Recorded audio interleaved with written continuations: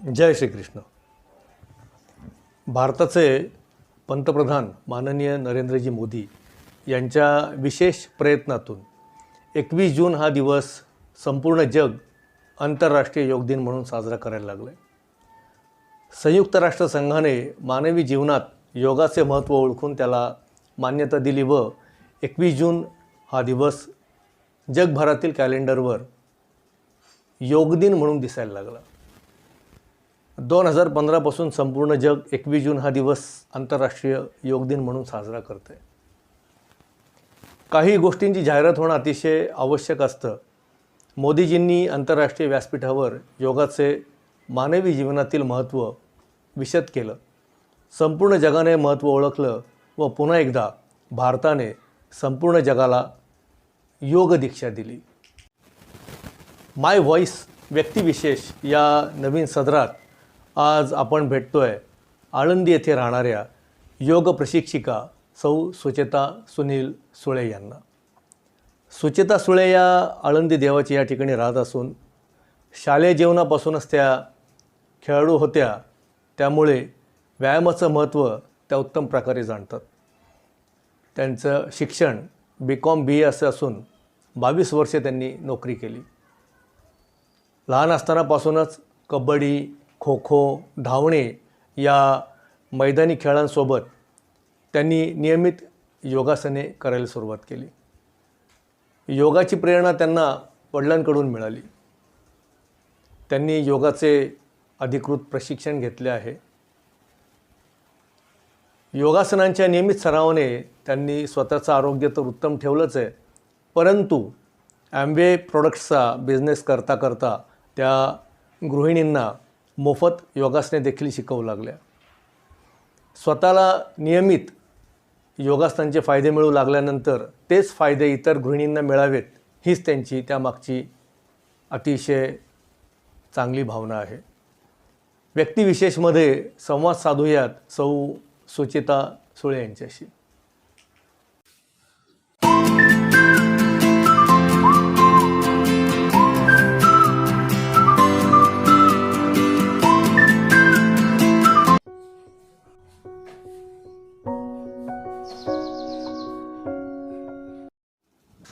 जय श्रीकृष्ण.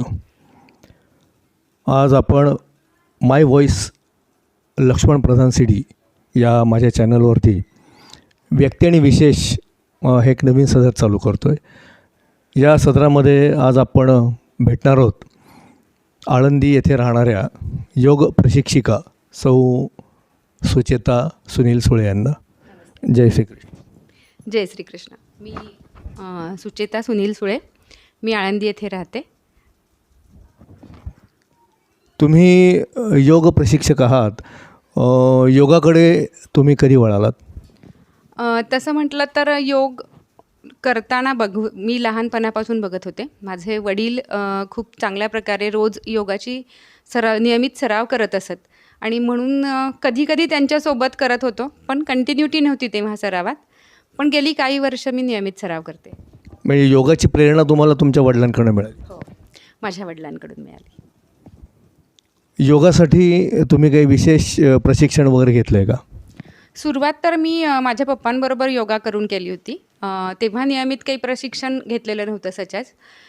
काही वर्षांचा गॅप झाल्यानंतर योगाला असं असतं की तुम्ही कुणाच्या तरी मार्गदर्शनाखाली केलं तर तुम्हाला काही साईड इफेक्ट होण्याचे चान्सेस नसतात. त्यामुळे मी सुरुवात आळंदीमध्ये एक लेडीज योगा घेत होती तिच्याबरोबर केलं. 3-4 वर्ष मी त्यांच्याबरोबर योगा करत होते फक्त. करोनाच्या काळानंतर मला असं जाणवलं की मी जर इतकी वर्ष सराव करते नियमित आणि खूप साऱ्या लेडीजना असं होतं की घरातून बाहेर जाऊन ऑफलाईन योगा क्लास करणं शक्य होत नाही. तेव्हा मी करोनाच्या काळामध्ये एक ऑनलाईन नाशिकची योग विद्याधाम म्हणून संस्था आहे, तिथून सर्टिफाईड योग प्रवेशची परीक्षा उत्तीर्ण केली आणि तेव्हापासून मी माझ्या व्यवसायाला पूरक म्हणून योगाचे क्लासेस फ्रीमध्ये घेते. माझं त्याच्यामागे हेतू हा आहे की ज्या लेडीज शक्यतो खेडेगावामधून व्यायामाकडे फार दुर्लक्ष करतात, स्वतःकडे फार दुर्लक्ष करतात, तर त्यांना काहीतरी असं द्यावं की त्यांनी फक्त त्यांचा अर्धा तास वेळ दिला तर एक निरामय आयुष्य जगण्यासाठी त्यांना मदत व्हावी. योग शिकण्यासाठी काही निश्चित प्रशिक्षण कालावधीची आवश्यकता असते का? खरं तर नसते. कारण कोर्सेस तुम्ही 1 महिन्यापासून 1 वर्षांपर्यंत किंवा 5 वर्षांपर्यंत करू शकता. पण योग हा इतका गहन विषय आहे, की तुम्ही तुमच्या जन्मापासून शेवटचा श्वास घेताय तोपर्यंत योगामध्ये काहीतरी नवीन शिकू शकता. एक वेगळी स्टेप्स अचीव्ह करू शकता. त्यामुळे मी कधी असं म्हणणार नाही, की माझं शिक्षण पूर्ण झालं आहे. मी अजूनही विद्यार्थी आहेच. पण मग याच्यामध्ये विशेष प्रावीण्य साधारण किती काळ सराव केल्यानंतर विशेष प्रावीण्य मिळते आपल्याला? कमीत कमी 4 ते 5 वर्ष तरी तुम्ही सराव करायला पाहिजे. म्हणजे याच्यात एक साधी गोष्ट अशी असते, की कुठलंही आसन करता येणं, तुमच्या शरीराला मोबिलिटी आली, की तुम्हाला ते आसन करता येतं. पण ते आसन तुम्ही किती काळपर्यंत टिकवून ठेवू शकता, याच्यावर तुमचं विशेष प्रावीण्य अवलंबून असतं. फायदे तुम्हाला आसन करून पण होतात, पण तुम्ही आसन टिकवू शकलात, त्या स्थितीमध्ये तुम्ही सहजपणे स्वतःला थांबवू शकलात, तर त्याचे फायदे जास्ती होतात. योगामध्ये साधारण किती आसनं असतात? N number of. म्हणजे आपण असं ठरवून सांगू शकत नाहीत, की इतके नंबर. आसनं खूप प्रकारची असतात. प्रत्येक आसनाची अनेक व्हेरिएशन्स असतात. खूप साऱ्या योगगुरूंनी एकाच आसनाचे वेगवेगळे प्रकार पण शिकवले जातात किंवा केले जातात. म्हणजे साधं उदाहरण द्यायचं तर आपण सूर्यनमस्कार सगळ्यांना माहिती आहे. काही लोक 10 स्टेप्सचे सूर्यनमस्कार घेतात, काही लोक 12चे घेतात, काही लोक 14चे सुद्धा घेतात. त्यामुळे एकाच आसनाचे अनेक व्हेरिएशन्स असतात. त्यामुळे असं ठराविकच इतकी आसनं आहेत असं कोणी ठामपणे सांगू शकत नाही. कारण ही कित्येक हजारो वर्षापूर्वीची परंपरा आहे आपली. रोज साधारण योगासनांचा किती काळ सराव करावा? किती वेळ सराव करायला पाहिजे? आत्ताच्या सध्याच्या घटकेत लोकांना वेळ कमी आहे, हा एक म्हणजे मोठा प्रश्न आहे. तरी कमीत कमी 40 मिनिट तरी स्वतःसाठी द्यावेत. कमीत कमी. जास्तीत जास्त तुम्ही कितीही करू शकता. त्या 40 मिनिटातले पहिले 6 ते 7 मिनिट तुमचं साधारणपणे वॉर्मअप व्हायला पाहिजे. म्हणजे तुमचं शरीर मधलं फ्लुईड जास्त प्रकारे हे व्हायला पाहिजे. मग 30 मिनिट तुम्ही प्रॉपर व्यायाम होतो आणि शेवटचे 7 ते 8 मिनिट आहेत हे कूलडाऊनचे काही व्यायाम प्रकार असतात, ते करणं गरजेचं आहे. म्हणजे ज्याच्यामध्ये स्ट्रेचिंग येतं किंवा शवासन आपण करून घेतो, तर ते महत्त्वाचं आहे. योगासनासाठी चांगली वेळ कोणती? म्हणजे असं काही आहे का, की सकाळी केलं पाहिजे, दुपारी केलं पाहिजे, संध्याकाळी केलं पाहिजे, असं काही निश्चित वेळ काही आहे का? जर शक्य असेल तर सकाळची जितक्या लवकर तुम्ही करू शकाल, म्हणजे ब्रह्ममुहूर्तानंतर कोणतीही वेळ ती उत्तम. कारण आपण रात्री जेवण केलेल्या सगळ्या गोष्टी आपण बाहेर निचरा करतो, पोट रिकामं असतं आणि आपण योगा करू शकतो. पण जर तुम्हाला काही कारणाने सकाळी उठता येणं शक्य नाही किंवा सकाळच्या वेळात करणं शक्य नसेल, तर एक गोष्ट करायची, की जेवण करण्याच्या आधी अर्धा तास योगा व्हायला पाहिजे आणि जर जेवण केलेलं असेल तर जेवणानंतर कमीत कमी 2 तासानंतर. दिवसभरात तुम्ही कुठल्याही वेळेला करू शकता. फक्त पोट आपलं रिकामं असलं पाहिजे. योगा केल्यानंतर अर्धा तास प्रॉपर जेवण करू नका आणि जेवल्यानंतर 2 तासांनी तुम्ही योगा करू शकता. म्हणजे आपलं पोट रिकामं असणं आवश्यक आहे योगा करताना. योगासोबत हेल्थसाठी आणखीन तुम्ही कोणकोणती काही इतर कामं करता का? हो. ॲक्च्युली योगा हा आपल्या पूर्ण हेल्थचा एक भाग आहे. जसं आपण ऑप्टिमल हेल्थ असा जर एक कन्सेप्ट बघितला, तर आपल्याला चांगलं निरामय आयुष्य जगायचं असेल, तर त्या आरोग्यासाठी 4 पिलर्स आपण सांगतो. 4 स्तंभावर आपलं आरोग्य उभं आहे. त्यातला पहिला जो पिलर आहे हा निश्चितच व्यायाम आहे, एक्सरसाइज आहे. मग याच्यामध्ये आपला योग येतो. दुसरा जो पिलर आहे याच्यामध्ये येते तुमची निद्रा. तुमची शांत झोप होणं तुमच्या निरामय आरोग्यासाठी खूप महत्त्वाची आहे. शांत झोप म्हणजे sound sleep minimum 5 to 6 hours आणि एजप्रमाणे आणि आपल्या एकूण ह्याच्याप्रमाणे त्याच्यात एखादं वर्ष कमी जास्त होत राहतं. पण तो बॅलन्स आपल्याला साधता आला पाहिजे. तिसरी जी गोष्ट आहे ती येते सप्लिमेंट्स. आता सप्लिमेंट्समध्ये तुम्ही जे काही खाता, हे जर तुमचं प्रॉपर खाणं होत असेल, नॅचरली तुम्ही जर व्यवस्थित सगळ्या प्रकारचं अन्न घेत असाल, तर तुम्हाला सप्लिमेंट्सची गरज पडत नाही. पण नॉर्मली विशेषतः लेडीज आपल्या खाण्यापिण्याकडे फार दुर्लक्ष करतात. तेव्हा त्यांना जे काही त्रास होत असतात, त्या त्रासाला अनुषंगून जर काही कमी पडत असेल खाण्यातून किंवा त्या घेऊ शकत नसतील तर आपण त्यांना सप्लिमेंट्सच्या गोष्टी सांगतो. आणि चौथा जो पिलर आहे आणि तो सगळ्यात इम्पॉर्टंट अशासाठी आहे की तो तुमच्या शरीराबरोबर तुमचा मनोकायिक कोश जो आहे त्याच्यावर काम करतो आणि तो आहे आपला पॉझिटिव्ह ॲटिट्यूड. कारण खूपदा छोट्या छोट्या गोष्टींमध्ये अर्धा ग्लास भरलेला आहे असं म्हणण्याऐवजी आपण अर्धा ग्लास रिकामा आहे म्हणतो. आणि तो जो अर्धा ग्लास रिकामा आहे ही जी आपली भावना असते ना ती आपल्या शरीरासाठी खूप घातक असते. सो आपण जर निरामय हेल्थ आपल्याला हवी असेल, आपल्याला आरोग्यदायी आयुष्य जगायचं असेल तर ह्या 4 पिलर्सकडे बघावं लागतं. योगा तर मी आता सांगितलं तसं घेतेच. मी जेव्हा सप्लिमेंट्सबद्दल लोकांशी बोलते तेव्हा त्यासाठी मी काही सर्टिफाईड कोर्सेस केलेत. NHI म्हणून आपली गव्हर्नमेंटची संस्था आहे, त्यांचा मी न्यूट्रिशनिस्टचा वेल बॅलन्स्ड कोर्स केलेला आहे. त्याच्या व्यतिरिक्त आम्ही आता लिव्हर गट हेल्थ म्हणून एक प्रोग्रॅम लॉन्च केला होता.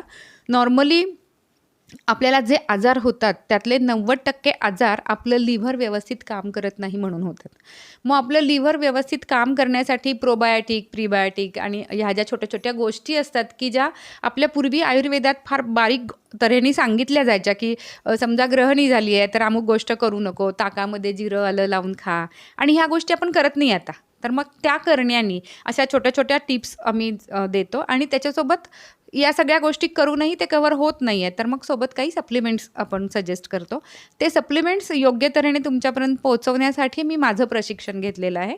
NHIचा कोर्स माझा झालेला आहे, तर हे करते मी. छान. योगासोबत तुम्हाला आणखीन काही खेळ, या खेळांची काही विशेष खेळांची काही आवड होती का? खरं म्हटलं तर I am born player. You name it and I play that game. म्हणजे मी शाळेत असल्यापासूनच kabaddi, kho kho, basketball, volleyball, handball आणि कॉलेजमध्ये असताना कबड्डी खेळतच होते. सोबत मग ॲथलेटिक्स गेम्स म्हणजे 400 metre relay, 100 metre hurdles, 400 metre hurdles, high jump आणि लाँग जंप एवढं सगळं खेळले. विथ पारितोषिकं पण मिळवलेली आहेत, राज्यस्तरीय, जिल्हास्तरीय आणि कॉलेज लेवलला पण. म्हणजे फक्त राष्ट्रीय स्तरावरती तुम्ही जायचं बाकी राहिलं? हो, राष्ट्रीय स्तरावर जाणार आहे. योग प्रशिक्षिका म्हणून तुम्ही गृहिणींना, महिलांना काही विशेष टिप्स काय देणार? मी माझ्याबद्दल सांगते. जसं सरांनी सांगितलं तसं मी 22 वर्ष नोकरी केली, घर सांभाळलं आणि त्या जॉबच्या बरोबर 15 वर्ष मी माझा व्यवसाय पण वाढवत होते. तुम्ही विचार करू शकता की आळंदीसारख्या ठिकाणी मेड सर्वंट्स अवेलेबल नसताना या सगळ्या गोष्टी मॅनेज करणं आणि स्वतःसाठी वेळ काढणं ही खूप मोठी गोष्ट आहे. तरी पण मी ते करत होते कारण मला कुठेतरी हे माहिती होतं की मला जर चांगलं राहायचं आहे, निरामय आयुष्य जगायचं आहे, तर मला व्यायामाला पर्याय नाही. पण गृहिणींचं काय होतं की मला अजिबातच वेळ नाही, म्हणजे सगळ्यांच्या वेळा पाळण्यात, याला यावेळी हे लागतं, त्याला त्यावेळी ते लागतं, या सगळ्यात स्वतःकडे खूप दुर्लक्ष होतं. शिवाय महिलांचा एक एक्सक्यूज हा असतो की मी दिवसभर तर काम करते, मग आणखीन वेगळ्या व्यायामाची काय गरज आहे. पण जेव्हा आपण काम करत असतो ना तेव्हा आपलं माइंड कामात असतं आणि जेव्हा तुमचं स्वतःच्या शरीराकडे लक्ष नसतं तेव्हा ते एक्सरसाइज न होता एक्झर्शन होतं. आणि बघा आता तुम्ही घरात जी जी कामं करता ती कामं करताना तुमच्या शरीराचा कुठला पार्ट हलतो, तर 80% वेळा तुमचे खांद्यापासून खाली हातच हलतात. म्हणजे तुम्ही ओट्याशी उभं राहून 10 लोकांचा स्वयंपाक करताय, 15 लोकांची भांडी घासताय, कपडे धुताय, या सगळ्या केसमध्ये तुमच्या पूर्ण शरीराला व्यायाम होत नाही. व्यायाम कुठे होतो? फरशी पुसताना. बट आता मॉब झालेत तर तेव्हाही खाली वाकायचं, बसायचं किंवा हाताने पोछा लावायचं काम आपण करत. म्हणजे महिलांची उठबस बंद झालेली आहे. येस. पण मग या सगळ्यामुळे होतं काय माहिती आहे का की आपण खाण्याकडेही दुर्लक्ष करतो, स्वतःच्या व्यायामाकडेही दुर्लक्ष करतो आणि मग आपल्याला बारीक बारीक आजार सुरू होतात. साधारण मी सांगते बघा, 30-35पर्यंत आपण ओके असतो. आफ्टर दॅट हळूहळू आपल्याला काही काही त्रास सुरू होतात. पण आपण स्वतःच्या मनाच्या जोरावर ती कामं उरकत राहतो, आपल्या स्वतःकडे लक्ष देत नाही. आता मी छोट्याशी 1-2 गोष्टी सांगते तुम्हाला की बघा तुम्हाला हे करणं शक्य आहे का? तुम्ही काम करताय, आत्ता समजा तुम्ही माझा हा व्हिडिओच बघताय, काय करत बघताय तुम्ही? सोफ्यावर बसलायत किंवा गादीवर लोळत बघताय. अशा वेळी तुम्ही जस्ट इमॅजिन करा की वेअर इज युअर नेवल. बघा आपलं लक्ष नसतं, वी आर नॉट अवेअर. तर मी तुम्हाला सांगेन की तुम्ही जेही काम करताय ते करताना तुम्ही तुमच्या टेलबोनवर बसलात. बघा मीही रिलॅक्स बसले होते. मी टेलबोनवर आल्यावर एकदम आपली हाईट उंच होते. हे करताना तुम्ही दिवसभरात जेव्हाही तुम्हाला लक्षात येईल तेव्हा तुमची नेवल आत घ्या, म्हणजे बेंबी आत खेचून घ्या. आपोआप तुमच्या पोटाचे जे सगळे स्नायू आहेत आत खेचले जातात, तुम्ही आणखीन उंच होता. सेकंड, दुसरी गोष्ट काय कराल, तुमचे जे खांदे आहेत ते रोल बॅक करा. किती सेकंद लागले? Hardly 2 second. बेंबी आत ओढली, खांदे मागे घेतले. 2 सेकंदानंतर ऑटोमॅटिक तुम्ही असे होणारच आहात. तुम्हाला जेव्हा आठवण येईल तेव्हा तुम्ही खांदे मागे घ्या, नेवल टक करा. दिवसभरात जर 1000 वेळा तुम्ही हे केलं तर ऑलमोस्ट तुमचे 100 कॅलरीज इथे कमी होतील. आता याला तुम्हाला वेगळा वेळ लागला का? याच्यासाठी तुम्ही काही वेगळी गोष्ट केली का? तर नाही. तर मी अशा प्रकारच्या व्यायामांना नीट म्हणतात. म्हणजे तुम्ही तुमची रोजची कामं करत असताना तुम्ही स्वतःला कसं स्टडी ठेवू शकता आणि एक्सरसाइज घडवून आणू शकता. अशा खूप छोट्या छोट्या टिप्स मी माझ्या योगाच्या क्लासमध्ये लेडीजना देत असते. म्हणजे बारीक व्यायामाने देखील महिलांचं आरोग्य चांगल्यापैकी त्या मेंटेन करू शकतात. सुधारण्यासाठी नक्की मदत होते. पूर्ण बरं होणार नाही कदाचित ह्या गोष्टींनी, पण ज्या महिलांना कंबर दुखण्याचा त्रास आहे किंवा पाठीच्या मणक्यांच्या मागे गॅपमध्ये दुखतं कधी कधी, तिथे नक्की आराम मिळू शकतो. तुम्ही जे योगाचे क्लासेस घेता, विशेषतः महिलांसाठी जे योगाचे क्लासेस घेता, तर ते कसे घेता, कुठे घेता? आता करोनाच्या नंतर सगळ्या गोष्टी ऑनलाईन झाल्यात आणि सगळ्या महिलांना ऑनलाईन गोष्टी करायला येत आहेत. तर आपल्या घरातून सकाळी 6 ते 6:30 या वेळात मी झूम कॉलवर योगा घेते, जो मी फ्री घेते. आणि सगळ्यात महत्त्वाची गोष्ट ही आहे की कितीही लेडीज त्याच्यासाठी जॉईन करू शकता. लेडीजसाठी मी घेते. ज्यांना कुणाला हा क्लास जॉईन करायला आवडणार असेल त्यांनी जरूर माझ्याशी संपर्क साधा आणि तुम्ही हा क्लास माझ्याबरोबर करू शकता. कुठलीही फी मी चार्ज करत नाही. याच्यासाठी काही तुम्हाला लिंक वगैरे समजा द्यायची असेल तर? येस, ज्यांना कुणाला हा करायचा असेल त्यांनी माझ्याशी संपर्क साधा. मी लिंक पाठवेन. इथे आपण यूट्यूबला देऊ शकत नाही कारण मी हा जो क्लास घेते तो फक्त लेडीजसाठी घेते, तर लिंक लेडीजपर्यंतच जावी म्हणून. चालेल. आपण त्या पद्धतीने या ठिकाणी आवाहन केलेलं आहे. आज आपल्यासोबत होत्या सौ सुचेता सुळे, योग प्रशिक्षक आहेत, आळंदीला राहिला आहेत. 22 ते 25 वर्षांनी स्वतः एका कंपनीमध्ये सर्व्हिस केलेली, नोकरी केलेली आहे. खेळ, नोकरी, संसार हे सगळं करत त्या योगाचा अभ्यास केला आणि त्यांनी स्वतःची प्रकृती अतिशय उत्तम प्रकारे राखलेली आहे, मेंटेन केलेली आहे. या ठिकाणी सौ सुचिता सुळे आल्या, त्यांनी या ठिकाणी महिलांना मार्गदर्शन केलं, काही विशेष टिप्स दिल्या, त्याबद्दल मी त्यांचे आभार मानतो, धन्यवाद देतो. धन्यवाद. मी एक फक्त शेवटी सांगेन की तुम्ही माझ्याशी कसा संपर्क साधू शकाल. तर सुचेता सुळे याच नावाने माझं इंस्टाग्रामला पण हँडल आहे, जिथे माझे व्हिडिओज तुम्हाला बघता येतील आणि तिथे तुम्ही मला मेसेज करू शकता की मला लिंक पाठवा. म्हणजे तुम्हाला माझा फोन नंबर नाही तर कसं कॉन्टॅक्ट करू असा प्रश्न राहणार नाही. तिथे तुम्ही मला फॉलो पण करू शकता आणि माझे व्हिडिओज पण बघू शकता. तुम्हाला ते आवडले तर जरूर लिंक साठी मला सांगा, मी तुम्हाला लिंक पाठवेन. तुमच्या सगळ्यांसोबत योगा करायला मला आणखीन आवडेल. धन्यवाद मला इथे आज बोलवल्याबद्दल. जय श्री कृष्ण.